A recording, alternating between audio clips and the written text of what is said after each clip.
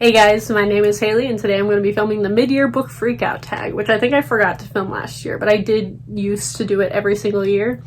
I feel like a lot of people do it every single year because it's a really good middle of the year catch up on what's going on with your reading, so let's get right on into it. I don't do tags anymore, but this is the only one I will probably do. And question number one is already giving me an existential crisis. And that is, what is the best book that you've read so far this year? I have been stuck between two. There's only three books on my favorite books of the year, so I could just name all of them. The first of those being Catfishing on Catnet. This is currently in third place. The second one being Radio Silence, which has been on a debate, but I think I've chosen with my heart the first one. And then, as of right now, the one in first place is Loveless by Alice Oseman, because I cried so much reading this book. Which I think that's also a question later.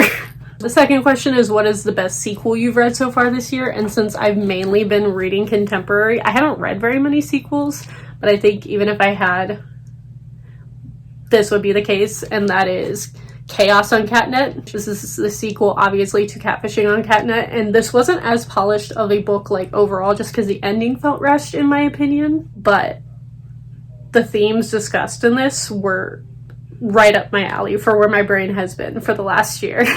I keep describing it as AI meets Pokemon Go meets the app Parler, where all the Republicans planned the insurrection on January 6th, and also cults. That's what this book is. Please read the Catfishing on Catnet series. I love it so much. Question number 3 is a new release that you have not read but you want to.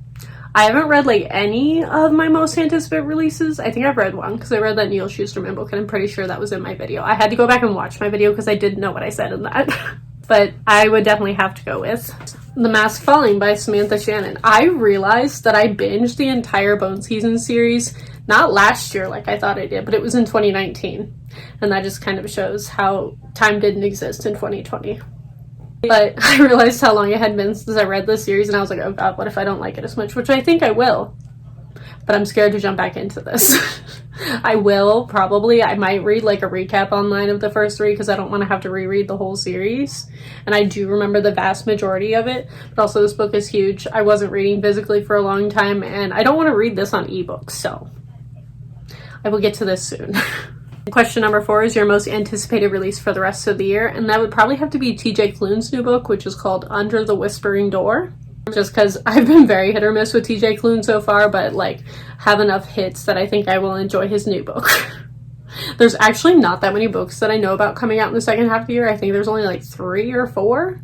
I think Rory Power has a new book that I don't think has a cover yet, and it's supposed to come out in July, and I'm like, are you okay? Is this even coming out?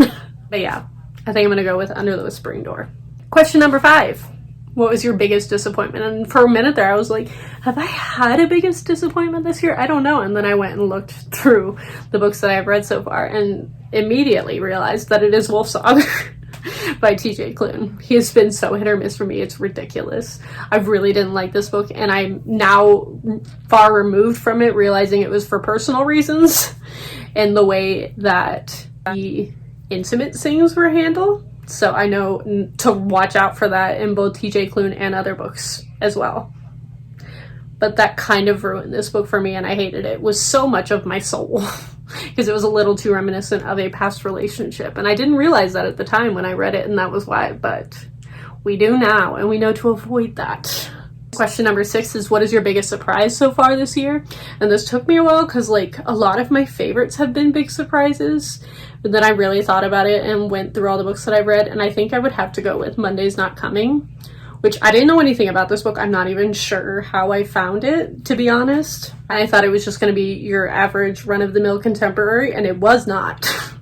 This is one of the hardest hitting, very serious contemporaries I've read in a while, and the ending, floored me, which doesn't happen that often in contemporaries. It has slight mystery aspects to it, but it's mostly just contemporary about this girl and her friend went missing and she's trying to figure out what happened to her, and it goes down such a dangerous, scary, terrifying idea of how you don't really know what's going on in other people's lives, and it was horrifying. So this one definitely surprised me the most. Question number 7 is, what is your favorite new author, or rather, who is your favorite new author? And that is 100% Alice Oseman. I read this one last year, 2019, I don't remember. a while ago and thought it was like pretty good.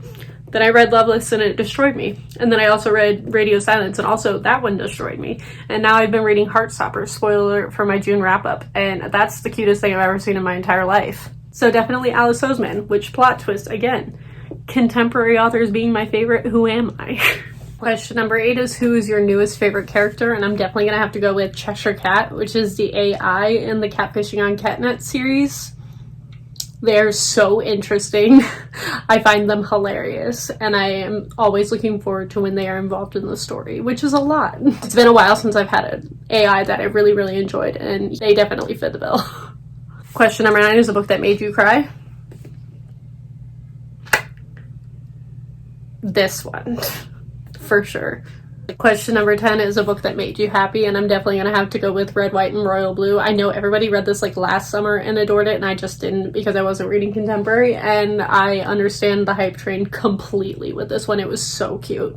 Question number 11 is, what is the best book you've bought or received? And I don't think I technically got this year, but I also haven't received very many books this year, so I'm slightly cheating because I think I got it for Christmas. And I'm gonna go with Loveless. This is my favorite color, if you did not know. Also, these, I think they're the British versions, are stunning, and I love this little doodle of the girl.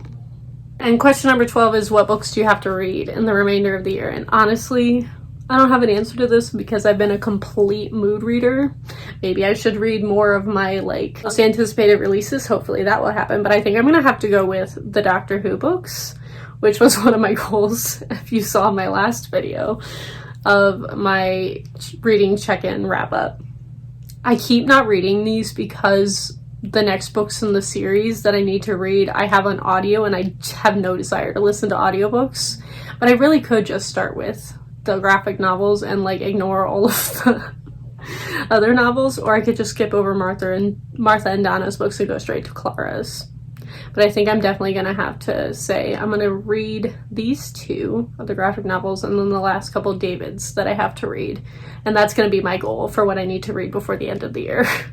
Because I own so many of them. And yeah, that is the mid-year book freakout tag. I hope you all enjoyed this. Let me know what book you really, really want to read before the end of the year down below in the comments. Thank you all for watching, and I will see all of you guys next time.